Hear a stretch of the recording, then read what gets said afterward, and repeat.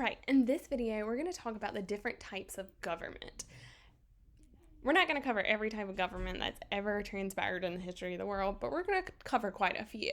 And you probably already heard of many of these types of government, like a dictatorship or a monarchy or a democracy. But we're going to talk about what do these actually mean and where are some places that we might find them today and throughout history.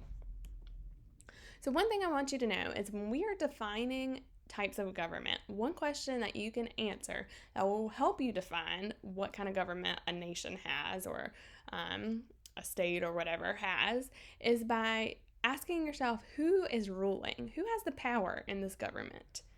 So these types of government, a theocracy, a dictatorship, a democracy, and a monarchy, they are all defined by who is ruling, who's the ruling power.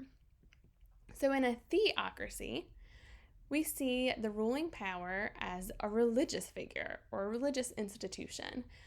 In a theocracy, we see oftentimes the laws are based on religious texts, or maybe they're even one and the same. So I'm making this video in 2021, and just recently Afghanistan has fallen to the Taliban again, and we're going to see the establishment of a theocracy because the Taliban rules under Sharia law, which is an Islamic law, and Islam is religion. So they are going to establish a type of theocracy. Now, that is not the only defining characteristic of their government, but that is one defining characteristic of the government. So in a theocracy, we see that the religious figures are in power. We might see the priest hold higher rank over the civilians. We could see that the leader says that they have been chosen by God to rule that nation, and that is called a theocracy. We see this in lots of places in the Middle East, for example. Another example is a dictatorship, and I'm sure you're familiar with this one. A dictatorship is usually ruled by one person that might have gained power by being elected, but no longer holds the power or the consent of the governed. The people are no longer prescribing to the dictator typically, and so that person usually has force behind them. And by force, I mean military. They have a military backing them that allows them to stay in power. So a dictatorship is ruled by one person, usually with force, because of a military that they've got behind them that keeps them in power and keeps any opponents or competition they might have at bay. All right, another example would be a democracy. A democracy is ruled by the people. So we see this in the United States because the people are holding elections to elect representatives, to elect a president, like senators and such. And we give those people the right to rule on our behalf. So we are in effect ruling because we have a say in who our leaders are. Now there's two different types of democracy. There's several, but we're going to break it down into two. We have a representative democracy and a direct democracy. So what I want you to know is all the different types of government often have subcategories, kind of like we could say democracy is to dogs as representative democracy is to Dalmatians. So like a Dalmatian is a dog. Well, a representative democracy or a republic is a kind of democracy. Okay? So a representative democracy is when the citizens, what we just described for the United States, the citizens elect representatives to rule on their behalf. In the United States, this works out well for us because our nation is so geographically spread out that would be impossible for all of the millions of people who live in the United States to vote on every single law and have any kind of organization. Like, it would take forever for us to pass laws. We would have to have some kind of means of electronically voting on laws because otherwise no work would ever get done because people would just be going to DC and voting on the laws, and that would not work. And so in nations like ours where there's an enormous amount of people and the country is very spread out, we see people electing certain people, other people that we have deemed qualified by our laws and our Constitution to go to a central place like a capital and vote on laws and govern on our behalf. So that is called a representative democracy. Oftentimes people call this, Oftentimes people call this a republic, and while they can be interchangeable for the most part, a republic traditionally is a little more specific in that states, so smaller sects of the government, like we have the United States as our country, and then we have 50 states. States are choosing people to govern on their behalf, and states are working together to have a national government and elect leaders to represent them. So we are, like our Senate, for example, we have senators who represent our states for the national government, and our House of Representatives represent the people to the national government. And so we have a sort of republic, and since those are so similar, oftentimes people just use them interchangeably. So representative democracy and a republic. On the flip side of that, we have direct democracy as a type of democracy. Now, direct democracy is when all the citizens rule. What I was describing earlier, if every person in the United States voted on every single law, we would have a direct democracy. There are no elections because each person is voting on each thing. Okay? There's no need to vote on a representative to represent you because you represent yourself. And we see direct democracy, if you think back to, like, in world history, we talked about ancient Greece, and we talked about Sparta and Athens, and so when all the people ruled, they had a direct democracy. Now, Rome, if you remember, had a republic, or representative democracy. They were electing consuls and electing people to the Senate and such. And so those are two examples from world history. Oftentimes we see local governments, especially in the New England area of the United States, with direct democracies, because people will have town councils where everyone in the town will get together and they'll hear an issue and they'll vote on it. And that would be like an example of a direct democracy. Great, so if we were to rank the countries, so this is from Statista, it's an infographic from 2019. It says the best and worst countries for democracy. Korea is going to be down here at the bottom because their people do not get to rule. They don't get to make the decisions. It has the United States listed as 25, and that's pretty interesting. So we're going to talk a little bit more about this in our lesson today. Okay, monarchy. I'm sure you've heard of that. A monarchy is ruled by a king or queen, typically inheriting the throne. Oftentimes, us Americans think immediately of the United Kingdom with Queen Elizabeth and Prince Charles and Prince William and Kate, his wife, and their children, and that is an example of a monarchy. World history is rich with examples of kings and queens that inherited the throne, right? So we think about like Louis XIV and Henry VIII when we talk about world history. So a monarchy is ruled by a king or queen. These people are not elected like in the United States. They're inheriting the throne. And just like we did with democracy, we can further describe monarchies. So we could have an absolute monarchy, or we could have a constitutional monarchy. Now, an absolute monarchy is a monarch that has complete power, right? So there are no limits to that power. That would be like Louis XIV when we talk about France in world history, or like King Henry VIII. Like, he was upset with the church not giving him a divorce, so he makes himself the religious ruler in the Church of England and allows himself to have a divorce. So he had complete, absolute power, right? There was no limits to his power. On the flip side of that, a constitutional monarchy is the monarch being limited by the Constitution with the people. So the people create and write out a constitution, and the monarch somewhere down the line agrees to it, and therefore the monarch, the king or queen, can't just do anything that would infringe on the rights of the people based on their constitution. And so we see a constitutional monarchy. Okay, think about English Bill of Rights.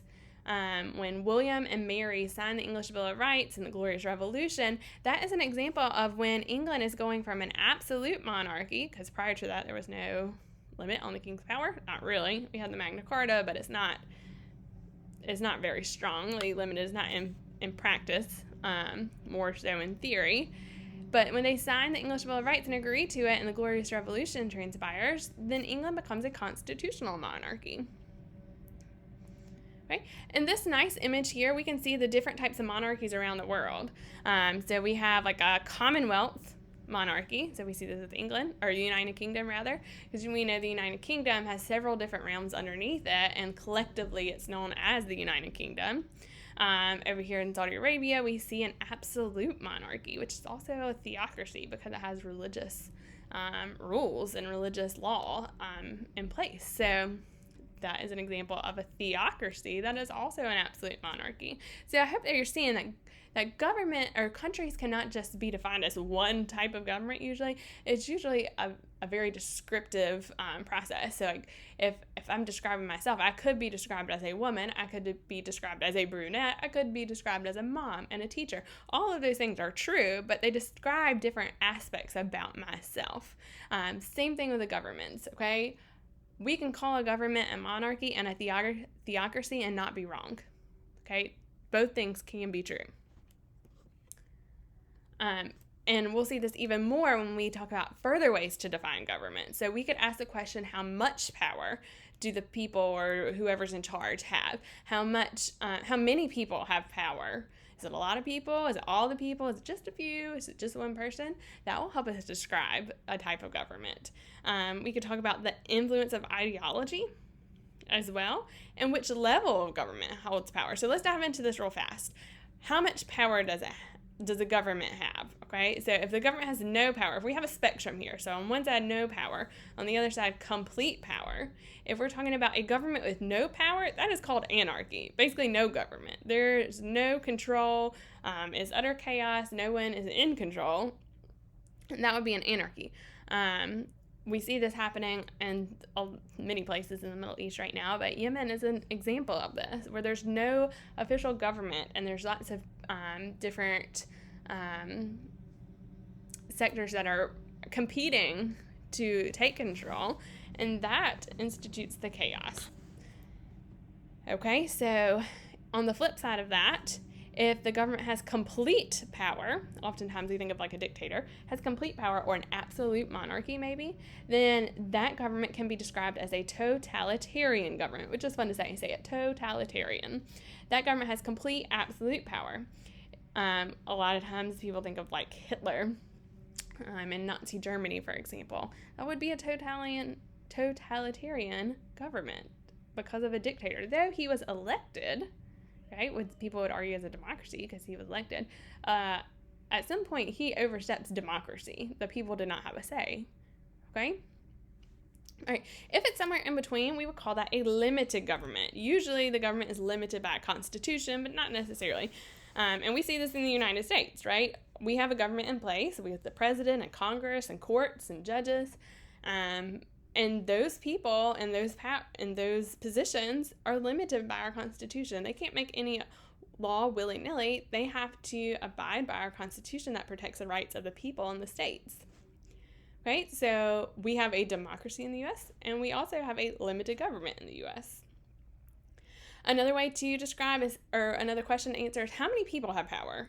Are we talking all the people, or are we talking one person, or somewhere in between? So if all the people have power, traditionally this is a democracy, right? Ruled by the people. We see this in several places across the world. An oligarchy is when a few people rule. So this root word here, oli, means few. So an oligarchy is ruled by a few people, a few individuals. Think of like the triumvirate in ancient Rome. Okay, we had the first and second triumvirates, and there were several consuls in power. Or an oligarchy could be like an aristocracy where the elite have power, and the poor or the peasants, they don't have power. So an oligarchy is ruled by a few. All right, an autocracy is ruled by one person. Okay, again, so we're seeing several things here that are one part: totalitarian, autocracy, a dictator. Okay, so see, again, notice that you can describe several characteristics of a government based on answering different questions. It just depends on what question you're asking. All right.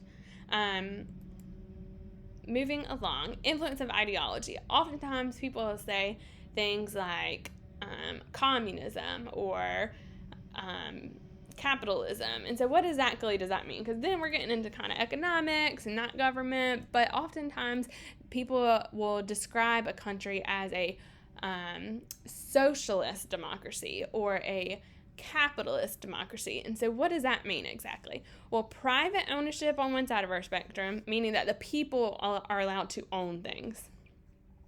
Okay? Government ownership is when the government owns business. They own the stores. They own the land. Okay? So if we're talking about private ownership, the people own the land, and the people own the stores, and the people own the businesses. That's capitalism. Okay? Individuals. Okay? Capitalism is like the democracy of ideologies, right? And if we're not quite full government ownership, but we're somewhere in between individuals owning it and the government owning it, that's called socialism. Because socialism is when the individuals and the government together control property and trade. All right? Like in India. Okay? Now, if the government fully owns property and trade, we call that communism. And we see communism in places like North Korea specifically, in Cuba, for example. Okay, and so a lot of times people will say, especially here in America, they'll say, oh, we're becoming communist. Okay, because traditionally most people think of America as capitalist. They'll say things like, we're becoming communist. All they're saying is that we are moving towards more government ownership and control of property and trade than individual ownership of property and trade. Okay, another thing I want to point out is Karl Marx, Communist Manifesto. He's a guy, you probably learned about him in world history. But when he wrote about the Communist Manifesto, he said that before you can become communist, you have to be socialist. So he was saying that socialism was a stepping stone to communism. Like if you were capitalist, you would move to socialism and then move to communism. Okay. And while that's what he wrote, that's not necessarily what's happened. Okay. So we definitely have communist nations. But I also think that we have socialist nations that aren't intending to ever become communist. They want the government and the people to own and control the property and trade together, but they have no intention of taking the individuals completely out of it and moving to communism. Okay, so when people say things like, oh, we're becoming communist, they could mean that we're moving closer to communism on the spectrum, or they could mean, what they might really mean is that we're becoming socialist. So you just have to ask them for further questions to really understand what they're trying to say. Okay, so you could have a capitalist democracy, you could have a socialist democracy. These are both options. All right, which level of government holds power? So in the United States, in our previous lesson, we talked about how there's a national government, the United States of America. There is a state government for each of the 50 states, so like North Carolina. And then there are local governments, like a county government, like Pitt County, or a municipal government or city government, like the Greenville City Council or the Ayden City Council, or the Winterville City Council. So when we're asking the question, which level, is it the national level that holds all the power, the state level that holds all the power, or the local government that holds all the power? Well, here's our spectrum. So if the states hold all the power, they're on this end of the spectrum. If the national government holds all the power, they're on this end. Okay, so if the states hold power, that's called a confederacy. Okay, when there might be a national government, okay, but the state governments are going to trump the national government. It's more like the state governments are sovereign and they form alliances together to make up a national government for things like defense, like the military, for example. The United States actually started out as a confederacy. So when we declared independence from England, Declaration of Independence, the whole Revolutionary War, we established a confederacy in the United States. We had a constitution called the Articles of Confederacy, and each state was sovereign. North Carolina had its own government, Maryland had its own government, Virginia had its own government, and they did not have to honor each other's laws at all. They did work together for things like a military. Well, actually, that was not very effective. And we're going to talk about this later when we talk about the Articles of Confederation. But it did not work out well for the United States. We ended up scrapping it and starting all over because the national government was way too weak to get anything accomplished. We assumed that the states would work together, but when it came down to it, they weren't as willing to work together unless there was something holding them together more firmly. Okay, so on the flip side of that, a unitary government is when the national government has all the power, and oftentimes there's no states at all. There might be states, but those states won't have any power. So we see this like in England. It's a unitary government. You can have regions, but those regions really don't have any power over their region. They submit to the whole national government. If we're somewhere in between, and we talked about this in our last video, we have federalism, okay? This is when the national government and the state governments work together to share power. It might be that the national government still trumps the state government or vice versa, but if they are sharing power, that is called federalism, and that's what we have in the United States. So, as I was mentioning at the beginning of this, there are many ways to define different types of government. In most countries, you can define them in multiple ways. So, for example, the United States practices democracy, specifically a representative democracy, and we have a limited government. We also err towards capitalism in the United States when we're looking at economic ideologies. But we practice federalism because we have different levels of government that share power and work together. So when you say, what kind of government does the United States have? And one person says federalism, and another person says democracy, and another person says limited government, those are all true. Each person would be right because each of those things define different aspects of the government, like how much power there is, how many people have power, what level of government, who is ruling. So keep that in mind as we go throughout this course and we talk about the different types of government.